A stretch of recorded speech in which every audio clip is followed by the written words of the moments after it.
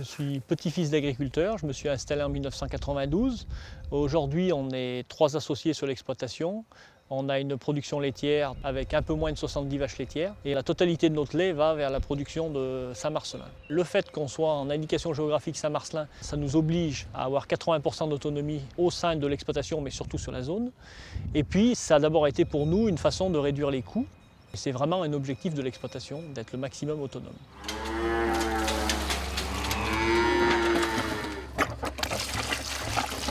Je m'appelle Marie-Andrée Luerne, je suis en exploitation avec mon mari. Nous élevons 100 vaches laitières sur 190 hectares. Nous le faisons en famille avec 3 de mes enfants.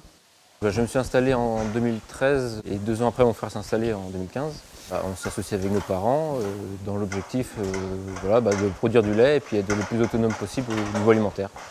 Produire nos propres fourrages pour l'alimentation de nos vaches. Et puis dès qu'on a la possibilité au printemps de les sortir prendre l'air, les pâturer, on a cette chance-là d'avoir du parcellaire autour des bâtiments, alors on veut l'exploiter au maximum. Ma vision du métier, c'est de travailler en famille, puis de vivre en harmonie avec nos animaux et nos terres.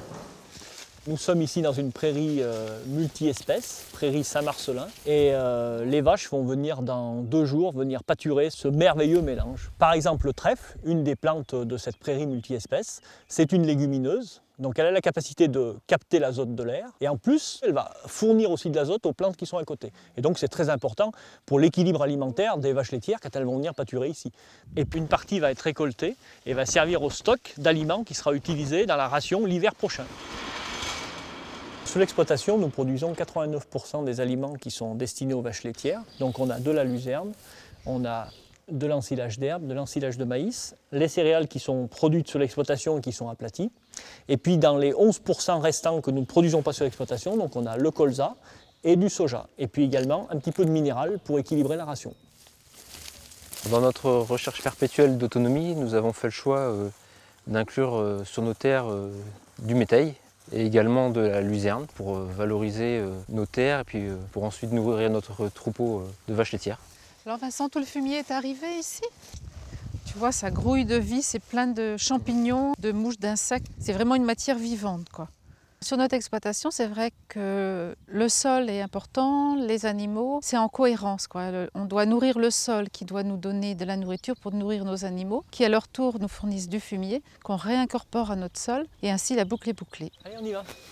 Dépêche-toi. Aujourd'hui, nous sur l'exploitation, on est à 89% d'autonomie. Et si on veut aller plus loin, c'est au niveau de la petite région qu'on peut trouver des solutions et qu'on est en train de rechercher des associations avec des agriculteurs qui font d'autres productions que la production laitière et qui vont nous permettre d'amener des produits comme le soja qu'on est en incapacité de produire sur l'exploitation. Allez! Sur notre exploitation, nous sommes déjà à peu près à 90% d'autonomie alimentaire.